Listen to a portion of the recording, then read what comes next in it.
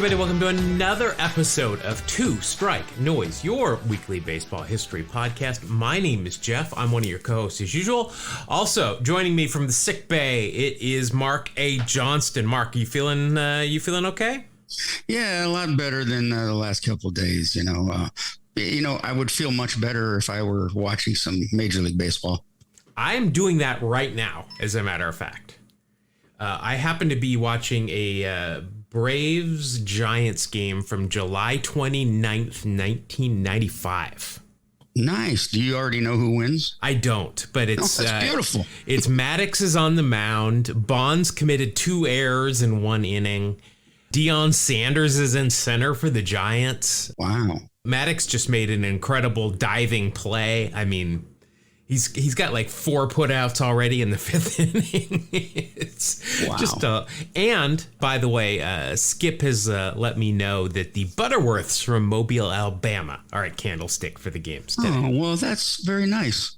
Also, the Braves went into a shift against Bonds 28 years ago. The shift. So wow. Nothing, not anymore. Yeah. Well, it's nothing new. I mean, we know right. Ted Williams got shifted all the time too, but yeah. Yep.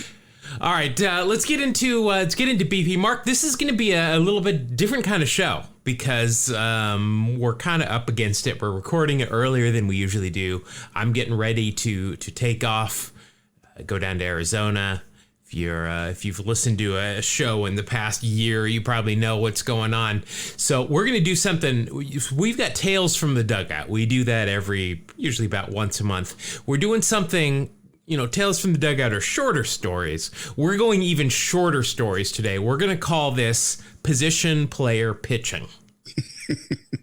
It's a blowout. We just want to get outs. They're going to be quick hits, but we've still got to take batting practice before because we want to be ready for whoever, for those 50-mile-per-hour Evis pitches coming in at us. Now, Mark, I found something out that is shocking this week. Shocking? I found some evidence that Babe Ruth may, in fact, not have actually been a Sultan. What? Yeah. I'm just coming to grips with it myself, but yeah, he may not have been a Sultan. I don't understand why it was called that then. That doesn't make any sense. I'm protesting. The results are still coming in, but there's no evidence that I can find that proves that he is a sultan of any sort. So you have DNA or anything like that? I don't think DNA is going to help us with the whole sultan thing, but your sultan's not in the blood, huh? Okay, well. No. Well, I don't exactly know how you become a sultan, but I don't know. We'll keep everybody updated on Next thing you're going to say is SWAT isn't a real place. Well, the Southwest Atlanta is known as the SWAT, so he could have been. It's odd that he would be a sultan there. Yeah, but if he's not a sultan, then it doesn't really matter. But we'll keep our eye on that. Let everybody know. Mark, it's official. We talked about this before, but Lars Nootbaar definitely is now officially playing for Japan. Yes. In the upcoming World Baseball Classic. That. That'll be fun. I really don't know how much playing time he's going to get. I think he's going to be definitely coming off the bench because they're a real strong team. But I'm so excited for the World Baseball Classic. I think it's going to be a lot of fun this year. Yeah, I'm ready to watch. It should be. I love the World Baseball Classic anyway, and so I'm pretty much been dying to see this year's. For 4 years I've been waiting. Yeah, and the U.S. has got a lot of good players. They do. So could it be, Japan again? Who knows? I don't know. We'll see. I would love to see a Japan-U.S. final. That would be beautiful. But you've got all of those powerhouse teams from South America, which, it's going to be fun. I'm excited for that. Yeah. Let's see. New Year.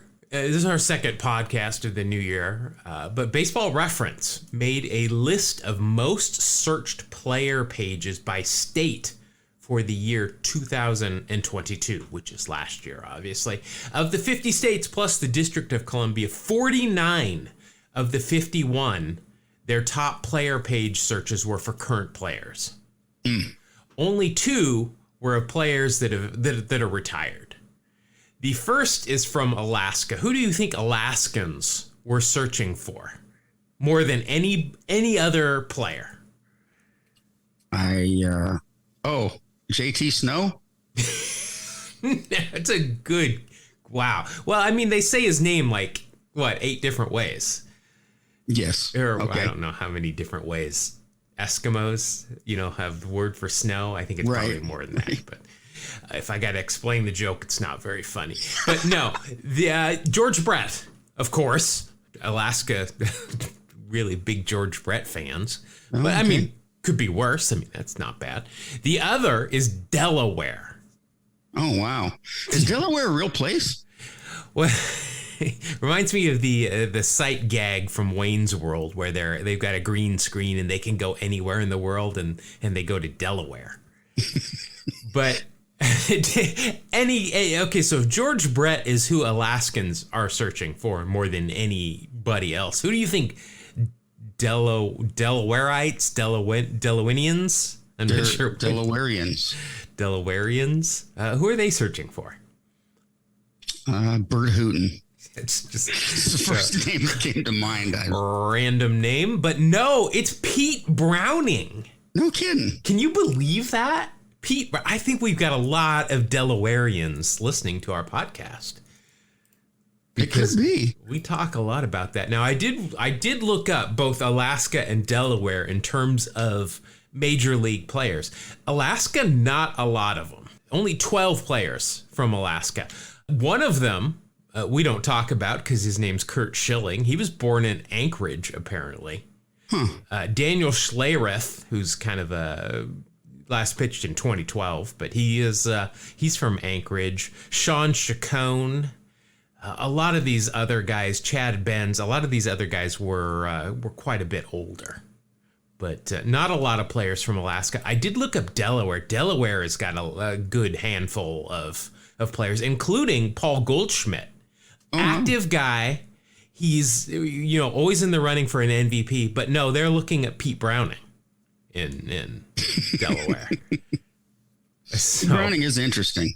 Well, I know he comes up every week on this podcast, but, I would have thought that wouldn't be the number one. Some other names here. Kevin Mench, Chris Widger, Joey Wendell, still active Joey Wendell, Ian Snell.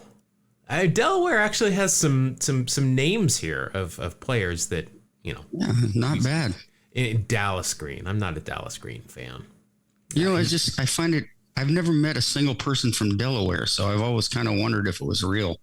Yeah, well, if you ever meet Randy Bush, you can talk to him about it because he is from Delaware as well. So he says. All right.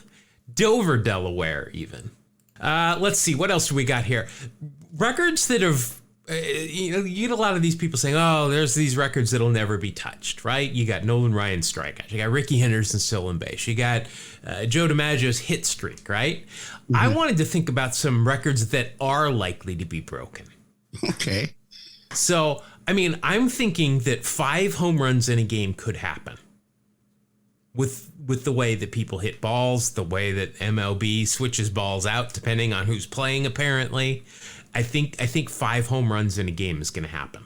That's one of my answers. That could, yeah. That would be amazing. I also think career strikeouts might be something you see. I mean, that's another thing that's definitely in the ups. I did look at it here. Currently, number 41 on the all-time list. You have to go all the way to 41 to Giancarlo Stanton is the closest active player.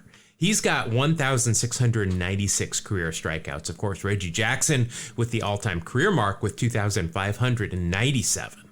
But, I mean, people are striking out at a good clip. Oh, yeah. At this point. So, I mean, other active players, 45, you've got Evan Longoria. He's obviously not going to make it. Joey Votto, I think he said this is his last year. But I think some of these younger guys that are already striking out 150 to 200 times, a season, they have a chance. Those might be a record that might happen as well. I'm just curious. This is something for us to think about and revisit in future podcasts. But records that are likely to be broken that maybe you hadn't thought about. Before we get to trivia, Mark, we got a quick trip to court we got to take. Apparently, there was an issue with the quality of our podcast last week. I got a lot of messages saying that they heard me say Barry Richardson when I actually said Bobby Richardson when talking about RBI in a World Series and Hideki Matsui. So I'm not sure if we should fine our host of where our podcast is host or our listeners for having bad phones. Yeah, I heard Richardson. Yeah, I listened to it again. Clearly, it says Richard. And I think a good way to a successful podcast is to blame your listeners for things. Oh yeah. So they love that. Our listeners are very attentive. I will say that, though. We've got people that definitely hang on our word. I think it's more than hanging on our words, is they just like to call us out. Yeah, I tell you what, man. If we tested IQs of listeners of podcasts, I think ours is top 10. I'm not going to argue after I just called all our listeners out for having bad phones. It had to have been. Yeah, that's definitely. All right. Now, Mark, I am very proud of our trivia question from last week. We usually get a good deal of responses, not all of them correct. Didn't get a single correct response from last week's question. Just to remind everybody, we were talking about Tony Gwynn. Well, we weren't really. We just brought up Tony Gwynn because why not talk about him? He was drafted as a two-sport star at San Diego. We talked about that, baseball and basketball. And he was drafted by, of course, the Padres, but he was also drafted in the NBA draft. And I wanted to know who drafted him in the NBA. And I knew this was going to be a tough one because I don't think this information is available on his Wikipedia page. And that would be the first place I would go for it. But I didn't hear from my best friend from elementary school that I haven't talked to in 40 plus years, Eddie Davis, who would probably be the only person that would have a chance at remembering who my favorite team was when he and I would pretend to be in the NBA. Out in his driveway. So, do you have any ideas? Well, I was going to guess the Clippers. Well, can you give me more information on the Clippers? The San Diego Clippers. Now, how in the world? Okay, now, did you do some research here? I did not. I just thought San Diego. Now, do you remember the Clippers being in San Diego? I do. See, I guess we're just old. I guess so. The San Diego Clippers were, for some reason, my favorite team growing up. When I was. You can like the Yankees and all the championships, or you can like the Mariners and hope someday you're going to get one. I'm just wondering how many actual NBA fans today knew that the Clippers were at one point in San Diego. Yeah. Because, it makes sense. He went to San Diego. The Padres drafted him. Why wouldn't the local San Diego NBA team draft him? Which they did. You are correct. This is 2 weeks in a row you've gotten this correct. Wow. That's New year. That's it. Yeah. So on June 10th, 1981, the same day, apparently, the NBA and the MLB draft on the same day, and both San Diego pro teams. I'm surprised the Chargers didn't try to get in on that. The Padres took him with the 7th pick in the 3rd round, and in the 10th round, the Clippers chose Tony Gwynn. So very interesting. I am floored that you got an NBA question right, let alone a franchise that has moved, I don't even know when they moved. It was a long time ago, but congratulations. Oh, thank you. I'd like to thank the Academy. All right, well, I got another question for you here. Okay. So let's see if you can make it 3 in a row, because this would be very impressive. There have been 54 players in Major League history that have been listed at 270 pounds or heavier. Ooh. Only one of them has homered past their 37th birthday. Who is it? That's a good one. Yeah. So this one, I don't know. You might be able to get it. You might keep the streak going. We'll see. Let it go. I got a week to think about it. Yeah, again, we probably aren't going to be around next week. So you probably have 2 weeks to think about this one. Well, yeah, I'll definitely figure it out then. Okay. All right. We're going to hold you to that one then. All right. That's enough for BP. Let's get into our main thing. Like I said, this is a different show today. We are doing a slimmed down version of Tales from the Dugout. We're calling it PPP, Position Player Pitching. These are literally 2 or 3 line stories. Tales from the Dugout are stories that don't warrant a whole show. These are stories that are so short they don't even warrant a Tales from the Dugout segment. So let's see what we can come up with. I've got quite a few. Mark, I know you've got some things to talk about as well. The first thing I wanted to talk about was a stadium from 1906. And I think I told you, I think this is my most contemporary story that I have today from 1906. East Liverpool, Ohio, the Klondikes Baseball Club. Their ballpark was located on a lot that was called the State Line Corner.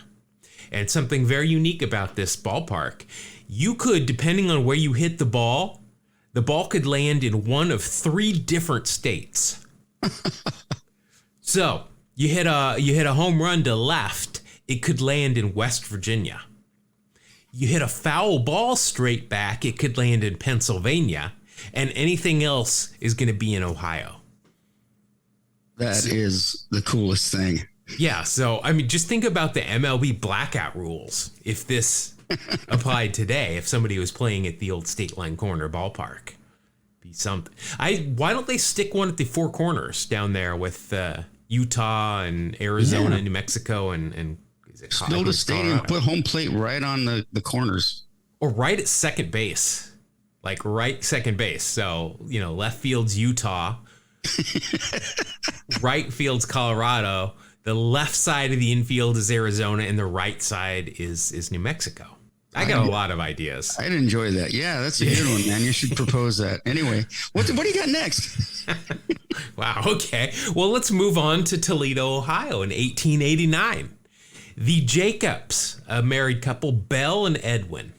I'm sure they had a lovely union. Well, Belle eventually had enough of Edwin, apparently, though. She filed for divorce on the grounds that Edwin was, quote, a baseball crank, end quote. We probably shouldn't let our wives hear about this one. No. Belle claimed that Edwin never came home because he spent all of his time on the diamond playing for the local city team. And during the offseason, he would just sit in the den clipping old newspaper stories out of newspapers and putting them in scrapbooks. Jeez. Wow. Well, I guess he didn't have the internet. He had to have something. Yeah, I guess was scrapbooking kind of the way that... It was the old internet. That you used to go back and, like, I'm watching a game from 1995 on YouTube. I guess he was probably just looking at old box scores and stuff. But I know you've got a couple of things here. I'm going to tag out. Yeah, okay. I dug up some baseball quotes, but they're all from non-baseball players, non-coaches. There's a lot of actors and other things. I just wanted to do a list of quotes about baseball from non-baseball folks. Do you know who Tallulah Bankhead was? That was Scott Bankhead's wife. Well, not quite. I think they were from different eras, but may have been his mom or grandmother. Now, Tallulah Bankhead was an actress, and she had this great line. She said, "There have only been 2 authentic geniuses in the world, Willie Mays and Willie Shakespeare." I love that. And the next one is from Dave Barry, the humorist, columnist. Okay, I do know him, yes. Yes, okay. He said this, which cracked me up. If a woman has to choose between catching a fly ball and saving an infant's life, she will choose to save the infant's life without even considering if there's a man on base. That is so true, though, because you see every year you see highlights of fans of men with a baby in their hand stick their other hand out to catch it. Like they're not, or a beer. They could have a baby or a beer. Yeah, I've seen it be successful. A guy holding the baby and he one hands. It's pretty impressive. Yeah. Now, George Bernard Shaw. I've heard of him, too. Not a baseball fan, apparently, because he asked this question, who is this Baby Ruth and what does she do? Now, this is interesting because I have read I read something recently that shed a new light on the whole Babe Ruth, Baby Ruth. You know, I think I've always heard that, no, it is not named after Babe Ruth. Right. It was this guy's baby who was named Ruth. But I read something that specifically said that that is actually false, and it is named after Babe Ruth. I don't know. One of those mysteries. I didn't care enough to do more research, but George Bernard Shaw, I have actually heard of him. Now, Gerald Ford was apparently a baseball fan. He make a, was it him or Richard Nixon that made a list of who they thought the All-Stars should have been each year in Major League Baseball? I don't know which it was, but that's awesome. Yeah. That's awesome and pathetic, both. Gerald Ford, he had just a quick quote. He said, "I watch a little baseball on radio." Now, are we sure that's not Yogi Berra? Hey, no, I don't have any Yogi Berra quotes. Well, that's because he was a baseball player. That's right. Specifically said no. And finally, for this segment, Charles Schultz, the creator of Peanuts comics, said Beethoven can't really be great because his picture isn't on a bubblegum card. I got to agree. Boy, Charles Schultz, huge baseball fan, big Giants fan in particular. Yes. Even made a strip about a former guest of ours that referenced Ralph Terry. So, of course, 1960, he gave up the Mazeroski shot. 1962 is when he pitched that complete game to win, essentially clinch the World Series. He was named MVP, and Willie McCovey fly ball to right field that was a good defensive play. There you go. That's interesting. Well, I have some more quotes, but I think I'll turn it over to you for another segment. Okay, so 1899. Now, we've talked about 1899 quite a bit. One of our first episodes was about the Cleveland Spiders of 1899. It's a very famous team, possibly the worst team ever. I don't know. I sat through the A's last year. There's a definite contender. But I found this clipping from the St. Louis Dispatch from 1899 that is full of baseball superstitions from 1899. Now, wow. Some of these I'm not going to read because, well, a lot of these did not age well at all. Okay, so here's one. Players would go out of their way to avoid seeing a red-haired woman while on their way to the ballpark. You know what? I don't care about the superstition. I like redheads. Okay, well, in 1899, you might have felt differently if you were a baseball player. Also, under no circumstances cross the road in front of a load of empty barrels. Oh my gosh, if I had a nickel for every time I did that. Empty barrel, if you're not barreling the ball, you're not. Ooh. Essentially. Yeah, maybe that's it. It was an empty barrel. Let's see. They would avoid walking through a funeral procession. I know that just seems like proper manners to me.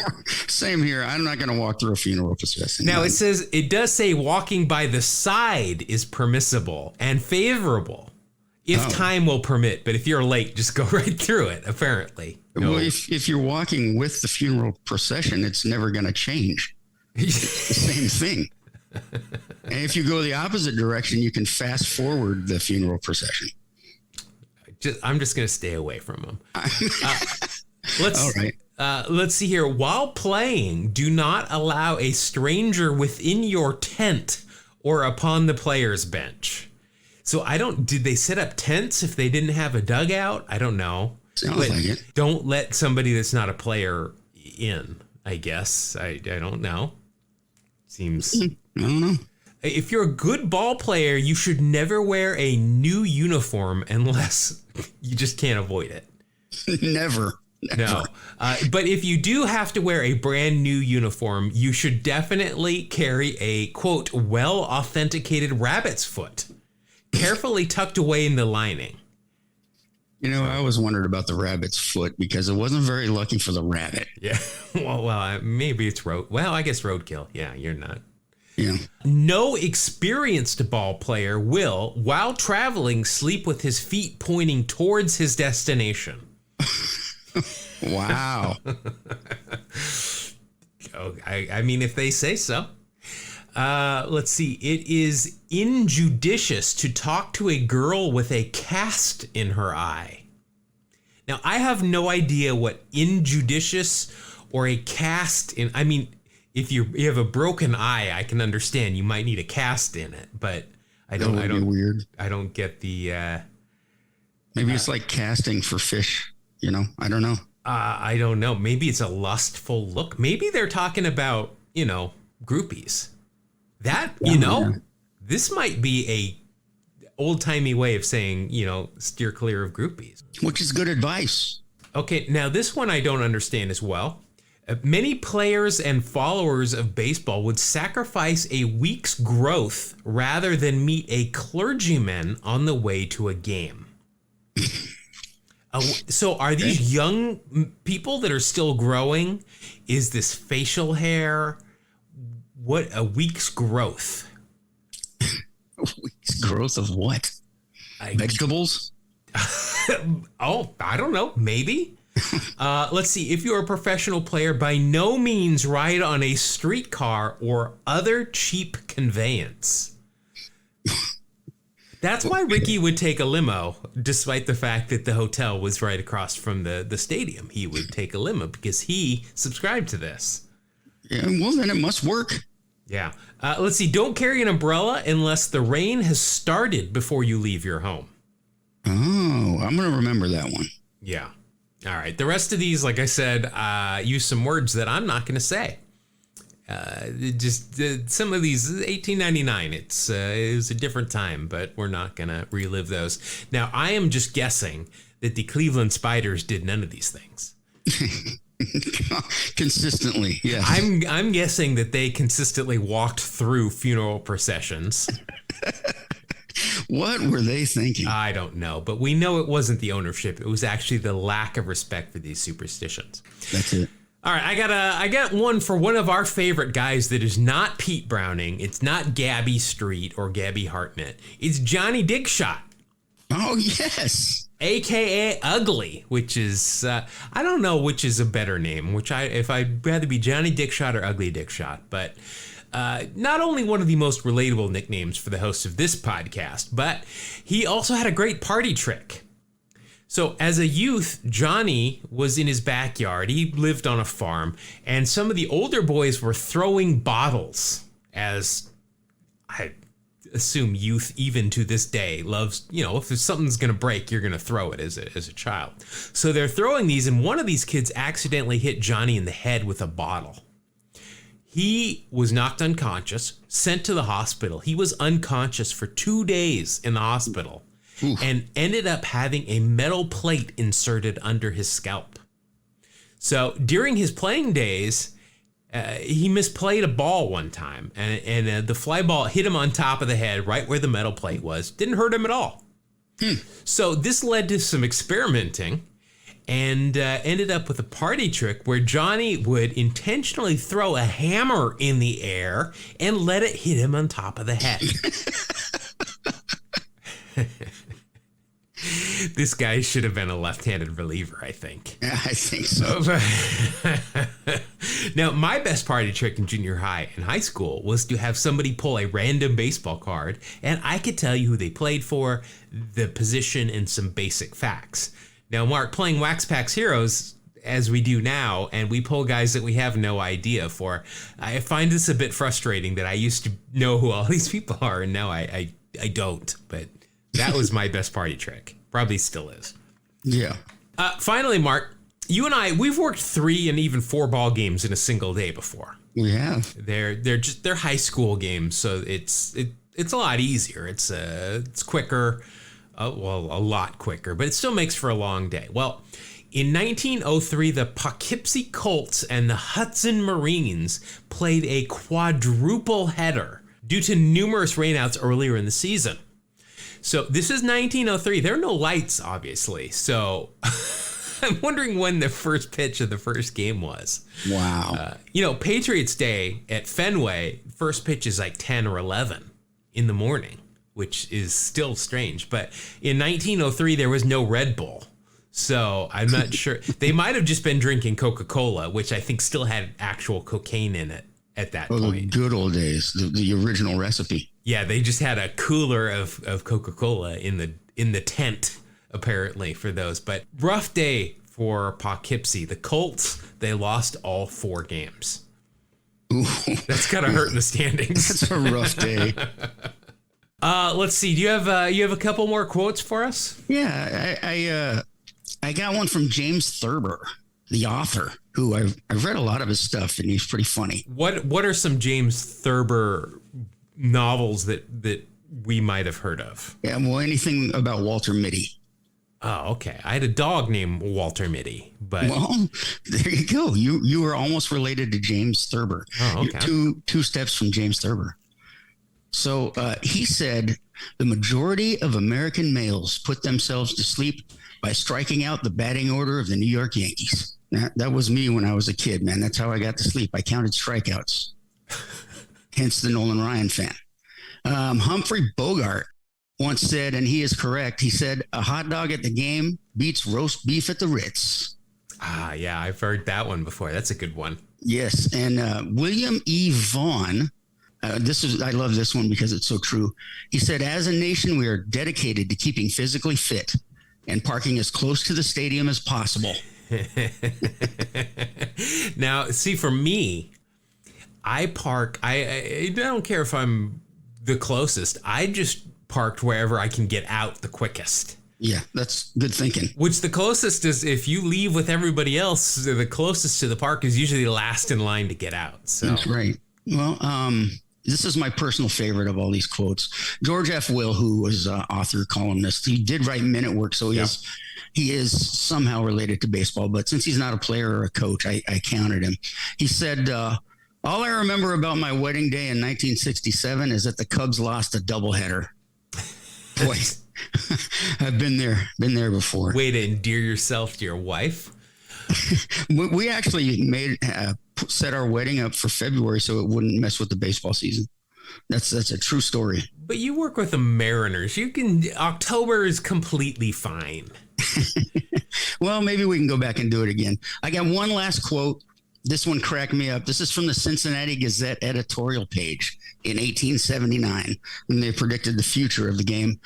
They said, the baseball mania has run its course. It has no future as a professional endeavor.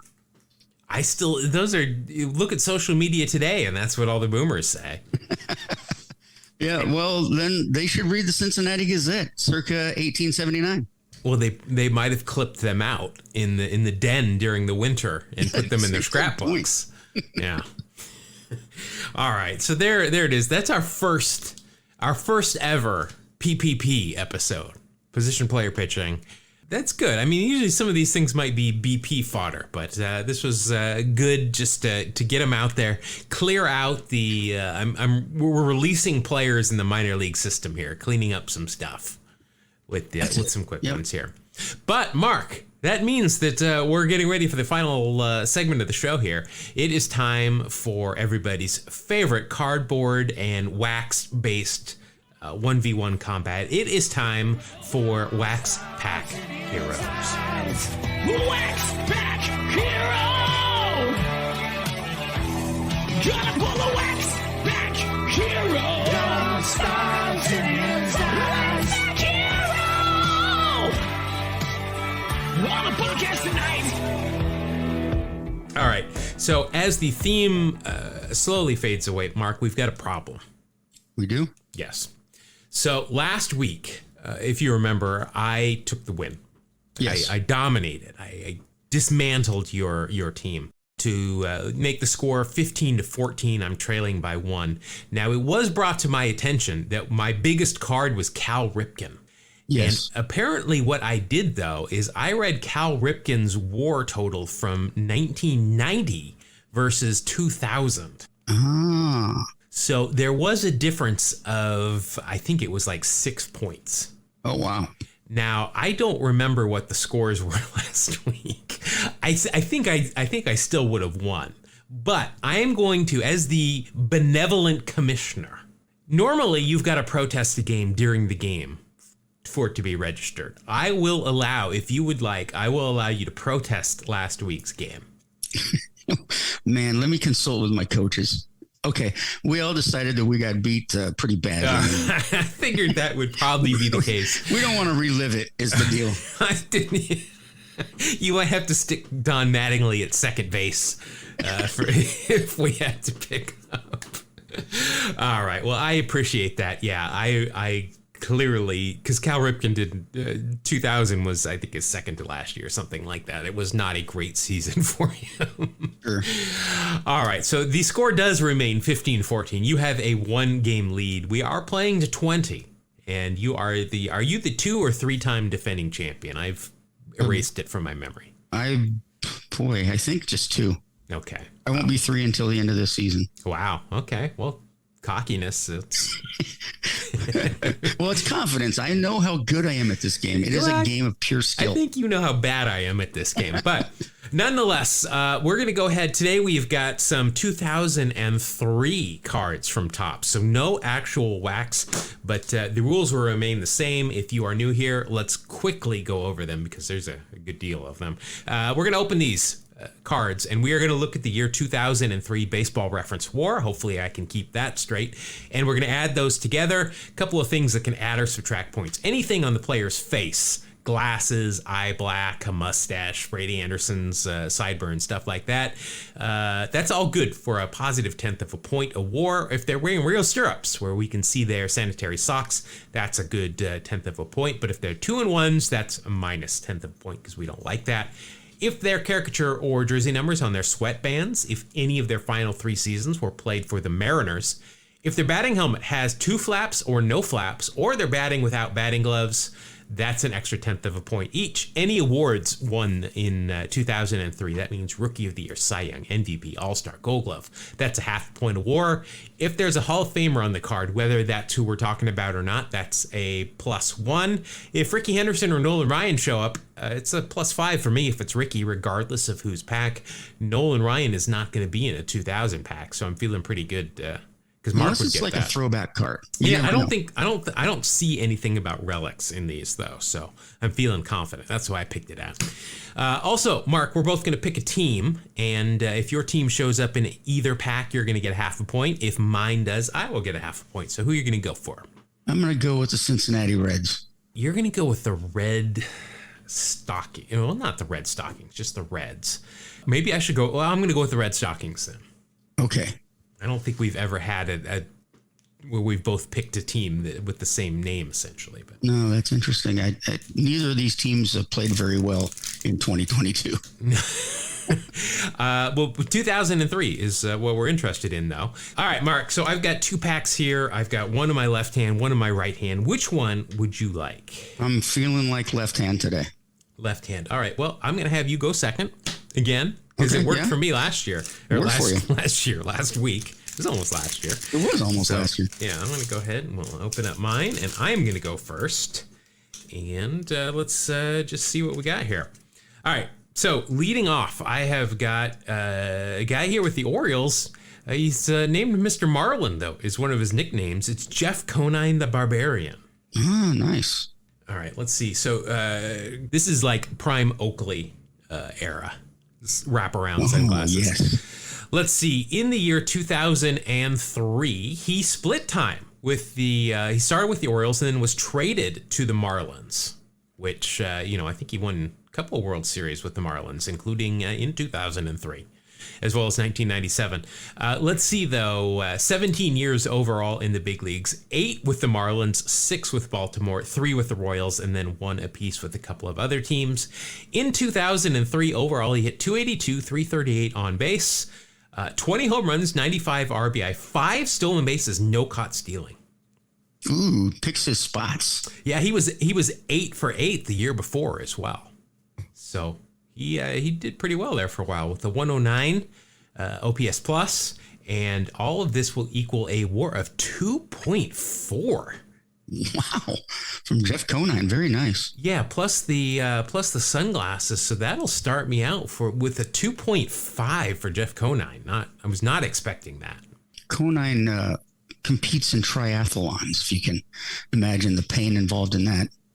I can't. I do not want to. I do not like running, don't particularly like biking, and I don't like swimming.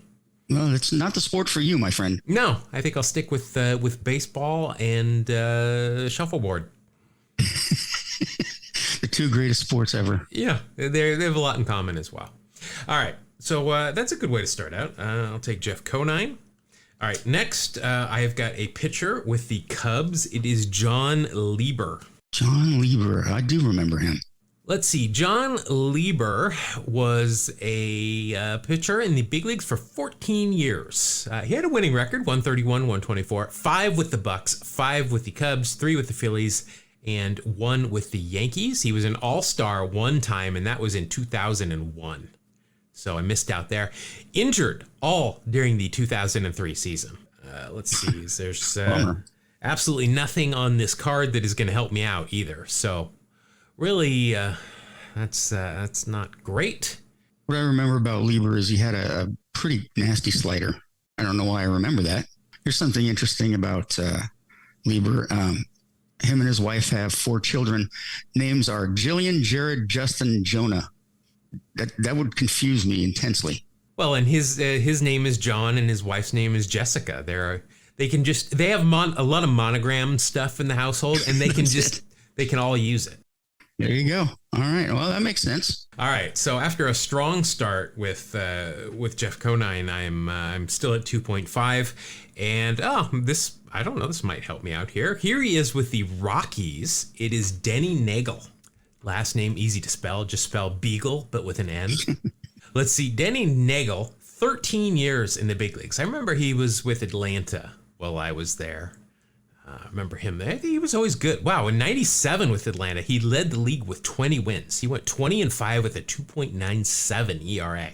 Wow. Very good. Unfortunately for me, though, 2003 was his final year, and he was in Colorado, which doesn't help. He went 2-4 with a 7.9 ERA. He only pitched 35 innings and had a 64 ERA plus, and that is a WAR of -0.7. He does have a mustache, so it'll only be a -0.6.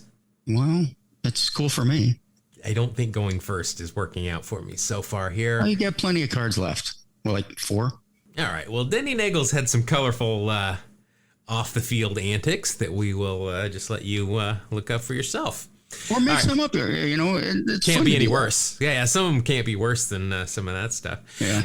All right, next I have got a closer for the Angels. Here it is Troy Percival. Troy Percival was, at his peak, was as unhittable as anybody I've seen. He was a very personable guy as well, as from what I know. Percival. Again, if I got to explain it, it's just the dead silence was. Well, I get it now. Let's see. Troy Percival, 14 years in the big leagues, most of it with Anaheim, 10, then 2 years with the Rays, 1 with the Cardinals and 1 with the Tigers. In 2003, he was 0-5 with a 3.47 ERA. Not great. He still had 33 saves, 49 in the third innings, 48 strikeouts, a 128 ERA plus, and that will equal a WAR of 0.6. Nothing else is going to help me on this card, but that's not a huge number I was hoping for. I love this stat from him in 1996 where he pitched 74 innings, all in relief, striking out 100. Boy, he did pretty good in 2002 in the playoffs as well. Well, maybe not so much in the first round, but he won a ring that year with the Angels. Next, let's see, wearing some more wraparound shades. This is a Topps rookie card. Here with the Expos, it is Brad Wilkerson. It's Topps rookie, so it has a little trophy. Is that right? Let's see, Brad Wilkerson. I remember him definitely from the Expos because it was right when I was with Atlanta that he would come through all the time. 8 years in the big leagues, 5 with the Expos Nationals franchise. He played 1 year in Washington. Then 2 with Texas. He did play part of his final year in Seattle, so that'll garner me a little bonus as well. There you go. Do you remember those 19 games in 2008? I have to admit, I don't recall those. Yeah, I nearly hit 232, so not a lot. In 2003 with Montreal, he hit 268, a 380 on base, 19 home runs, 77 RBIs, 13 stolen bases, 10 caught stealing. Oops. That's a wee bit much. A 115 OPS plus, and that is good for a 3.3 WAR. Let's see, he's got glasses on and the Mariners bonus, so that'll be a plus 3.5 for me. Wow. From Brad Wilkerson. My big point getter, first round draft pick by the Expos in 98, 33rd pick overall. And he was traded by the Nats along with Armando Galarraga. I thought I just saw Galarraga and was assuming, but he was traded for Alfonso Soriano. So. Oh, wow. Galarraga, yes, known as the other Galarraga. Now, was he the pitcher that threw the almost perfect game? Oh, was that him? It was a Galarraga, so I'm pretty sure that was probably him, but I don't want to say for sure. Wilkerson was named a Kentucky Colonel, which is the highest title of honor bestowed by the Commonwealth of Kentucky. Wow, an actual Kentucky Colonel. Wonder if he makes good fried chicken. In 2006, I'm curious who else has been named a Kentucky Colonel. Well, Colonel Sanders had. Harlan Sanders, that is how he became Colonel Sanders. So, and again, Colonel, there is no R in the word, which is just stupid. Stupid. Oh, wow. If you are, I would suggest maybe reading the Wikipedia page because there is Colonel Culture. There is Toast, apparently. There are organizations. Moving on. Next, I have got somebody that I don't remember, but his last name starts with a Q, so I got that going for me. Outfielder for the Royals, Mark Quinn. Mark the Mighty Quinn. Let's see. Mark Quinn played for 4 years in the big leagues. Unfortunately, 2002 was the final one of them. So, and I'm not going to get anything from the card either. He played 4 years in the big leagues. All of it were with the Royals. Lifetime 282, average 324 on base. 45 home runs, 167 RBI. I mean, this is a good season if we could total all that. 17 stolen bases and a career WAR of 3.2. I'm wondering if he got injured because these numbers certainly would not have jumped out to me as somebody that just wasn't good enough. Here's something interesting. Well, at least it is to me. 45 career home runs. And that meant he got past Jamie Quirk, who had 43 home runs for a player whose last name begins with a Q. Can you name the all-time? Well, since I'm reading this along with you, I can. But that's the only way that I would have remembered Carlos Quinton. Yeah. 154 career home runs for Quinton, leading all Q players on career home runs. Oh, see, I knew the Q was a big thing when I saw that name. There you go. All right, I am at 6 even. I've got 2 cards left. Here we go. A pitcher with the Angels. I think I vaguely remember him with the Angels, more with the Royals, most definitely. It is Kevin Appier. Oh, yeah, I definitely remember him as a Royal. Good pitcher. Yeah, he was, he and Saberhagen, I guess Saberhagen, that might have been towards the end of his career, but I guess Cone was probably around the Royals that time. They had some good starting pitchers. Appier played 16 years in the big leagues, 13 with the Royals, 2 with the Angels, 2 with the A's, and then 1 with the Mets. In 2003, he split time between the Angels and the Royals. Overall, he went 8-9 with a 5.4 ERA and an 83 ERA plus, and all of that will equal a positive 0.3.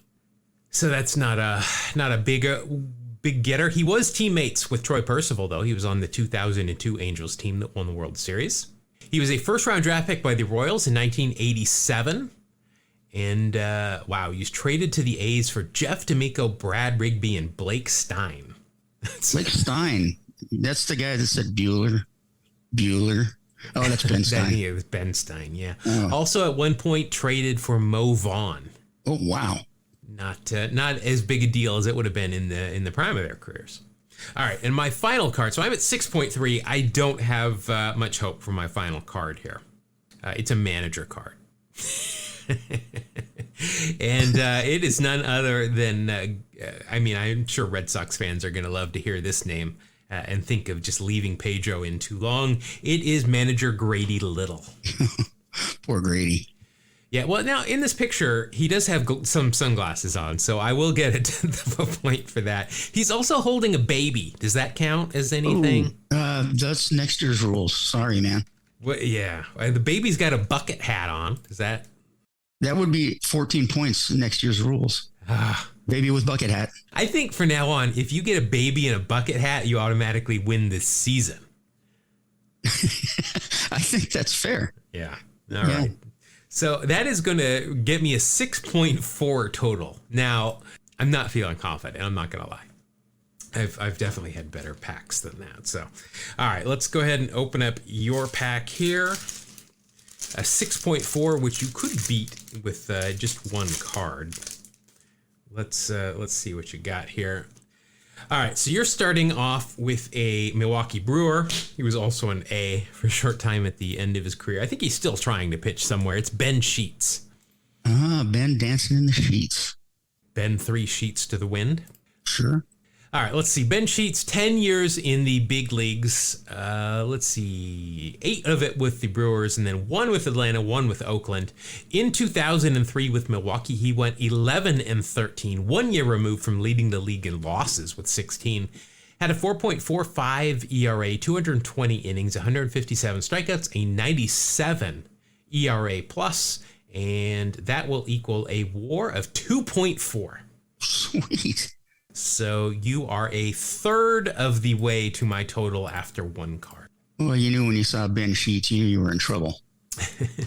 Ben Sheets' first round draft pick by the Brewers in 1999. Like to let everybody know. Gold medal winner in the 2000 Summer Olympics.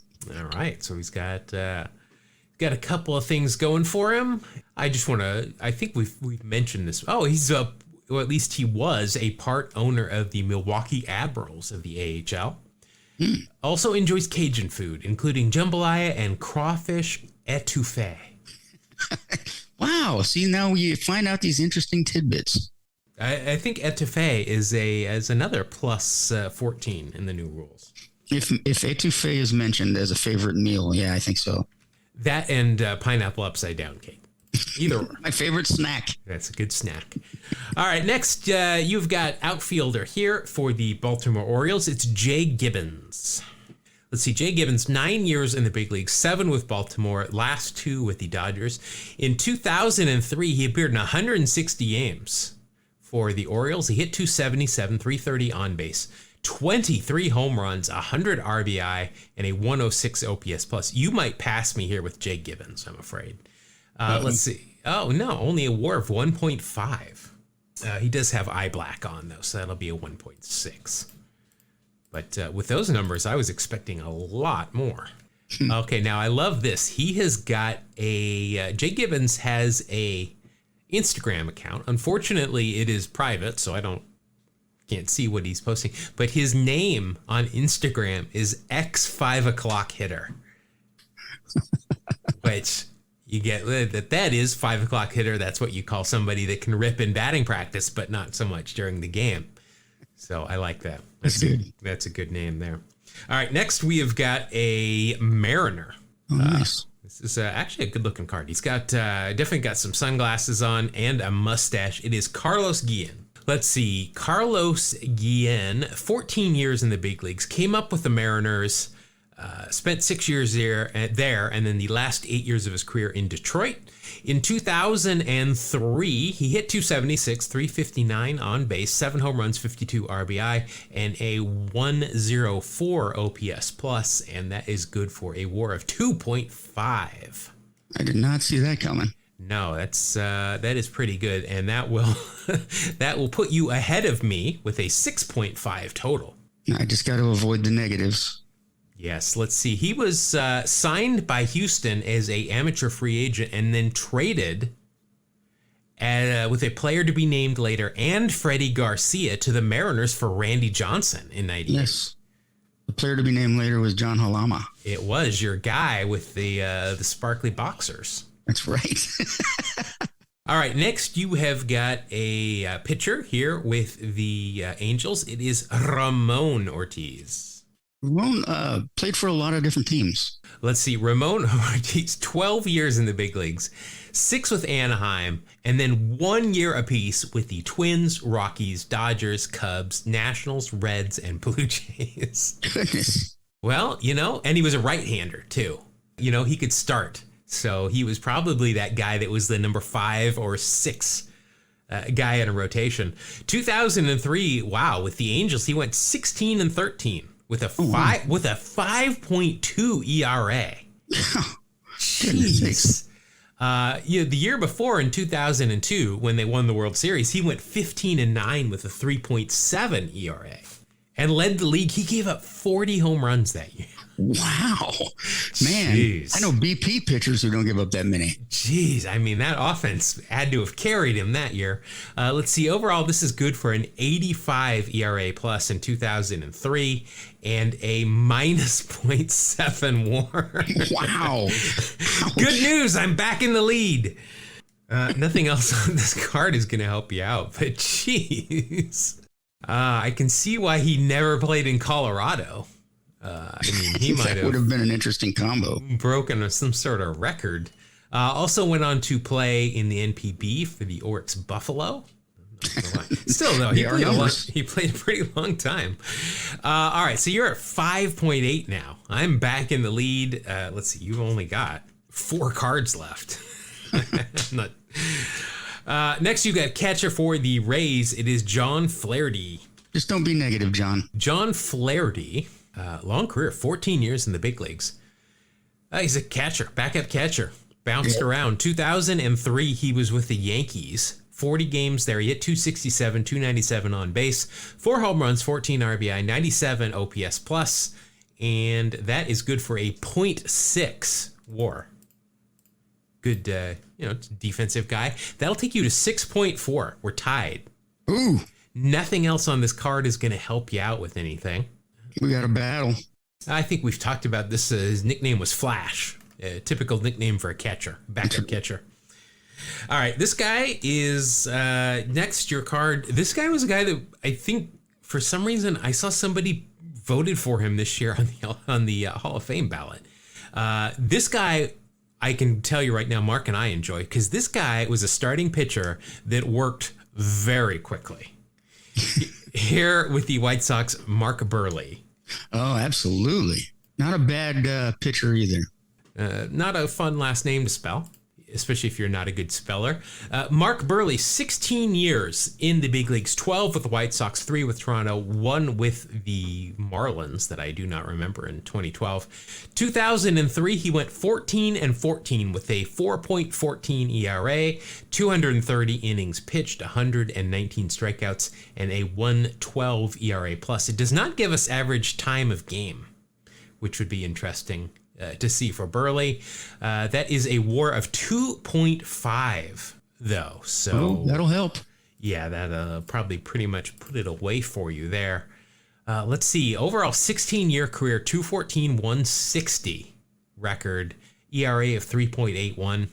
I don't know how somebody... Well, he's still on the ballot because I'm pretty sure I saw somebody vote for him this year, and it surprised me. At least I'm certain. I think it was. He last pitched in 2015, so he could still be on the ballot. I don't know how he would have remained there that long, but maybe I'm thinking of somebody else. But man, he worked quick. He was fun. Pitched a no-hitter against the Rangers in 2007. Only issued 1 walk that game, and that was to Sammy Sosa, who he then picked off first base. Oh, then, nice. 2 years later, he got his perfect game against the Rays in 2009, July 23rd. Very nice. So, I mean, here are some numbers that I can see maybe, why you might be voting for him for the Hall of Fame. White Sox history, he's 5th in all-time strikeouts, 6th in games started, 8th in wins and innings pitched. He was a well above average pitcher for a good amount of time. But he was, yeah. Burley, a big dog fan. He does work for animal charities and so on. Oh, well, now we like him even more. Absolutely. Oh, wow. The White Sox retired his number in 2017. Wow. All right. So you are at 8.9. You've got 2 cards left. So I think you should be feeling pretty safe. Next, you have got a guy. I remember he was on Atlanta for a while. And here with Detroit, he also was in trouble because he assaulted one of the, what do they race around the warning track in Milwaukee? Yeah, the the Bratwurst? The Sours. It's Randall Simon. That guy. Yeah, he took a bat and he hit one of those racing sausages. And it's like, did you not think that there's like a person in there? Like, I mean, with a skull? He didn't strike him like he was trying to injure him, but No. it was dumb. Yes. It was not the smartest thing. Let's see, 8 years in the big leagues, 3 with Atlanta, 2 with Pittsburgh, 2 with Detroit, and then Tampa, Chicago, and the Phillies for 1 apiece. 2003, he split time between the Bucks and the Cubs. Overall, 276 average, 309 on base, 16 home runs, 72 RBI, 90 OPS plus, and altogether that will equal a positive 0.2. On this card, he has got the flip downs as well, so you'll get a 0.3 there. Bring you up to 9.2. It's a funny write-up on the whole incident with the sausage race. He apparently didn't hit the actual person in the costume, but he did cause her to lose her balance, ran into another, or got stomped on by another sausage. You hate to see it. You do. She suffered a scraped knee and was fined $432 for disorderly conduct, suspended by MLB for 3 games, and fined $2,000. Yeah, it wasn't the smartest thing to do. Then when he went back the next year, or later that year, this was in 2003. This is the year we're even talking about. He came back as a member of the Cub. He purchased Italian sausages for an entire section during the race. Block also received, who was the woman that got hit, a complimentary trip for 2 persons to Curacao, where Simon is from. Very nice. He more than made up for it. Yeah, I think she probably did okay out of that. All right, so you're at 9.5. Your final card, as long as Michael Tucker doesn't have 3 WAR negative, in the negative, I think you'll be okay. Here he is with the Royals. It's Michael Tucker. Tucker was on Atlanta while I was there. Remember, he had some speed. He had a little bit of pop. Mm-hmm. Hit okay. See, in 2000, first of all, 12 years in the big leagues, 4 with the Royals, 3 with Cincinnati, 2 with San Francisco and Atlanta, 1 with the Mets, Cubs, and Phillies. In 2003 with the Royals, he hit 262, 331 on base, 13 home runs, 55 RBI, a 96 OPS plus, and, it's a minus 0.4. Wow. He's trying to help you. Yeah, he does have some sunglasses on here, so it'll only be a minus 0.3. That'll take you to 8.9, and we'll give you another win. You're now up 16-14. Oof, we're getting down to the nitty gritty, man. Yeah, it's I got to start really buckling down here. Maybe you should have a closed door meeting. I'm going to flip some tables. Let's see. Michael Tucker, first round draft pick by the Royals in 92. He was traded with Keith Lockhart to Atlanta for Jermaine Dye and Jamie Walker. Also, he was traded, involved in a trade with somebody else we've had in my pack, Denny Nagel, and was traded for Brett Boone. Oh, wow. All right, so that's going to do it. Congratulations. As I said, you're up 16-14. You are 4 away from back-to-back three-peat. All right, so that's going to wrap it up. Like I said, next week we are not going to be here. I'm going to be at Fantasy Camp. Looking forward to that. I cannot tell you how much I'm looking forward to that. You're going to give everybody a full report, right? Like a full show. I am sure. I don't know. I guess let us know. Are people really going to care that much about what happened? Maybe we'll just make a video and we'll put it on YouTube or something. I do plan on, taking some video, maybe interviewing some players. I might take a couple of packs of baseball cards down there and open them with some guys. Not exactly sure what, but I should probably have a good deal of content. I'll also be posting a lot of it on social media. So that'll be on Twitter, Instagram. Facebook is where we are most of the time recently. It seems to be the lesser of all the evils. just want to remind everybody also, Mark, we've got a phone number. We do. And we've gotten some interesting calls, some interesting messages. Nice. If you're going to call and tell us we suck, that's great. As somebody has done. But, feel free to let us know. Let us know if you really care about what happens at Fantasy Camp or not. But that number is 607. That's a special area code, 216-8811. You can call. We're going to ask you a couple of questions if you call that. But also just call and leave us a message, or if you know the trivia answer or anything like that. We are going to try to use some of that audio on our 2000th. I keep saying that 200th show, which is coming up in just a little while. This is show, this is 197. So 197. Yeah, we're getting close. So if not, you can find us on Facebook, Twitter, Instagram, YouTube, all these things. You can find it all in the show notes. Also, if you don't want to call us, you can also send us an email, right, Mark? Yeah, you can email us at 2strikenoise, spell it out, TWO, strikenoise @gmail.com. All right, so that'll do it for this show. Thank you, everybody, for listening once again, and we will see you on the next episode of Two Strike Noise. Thank you. God bless you. Have a great day.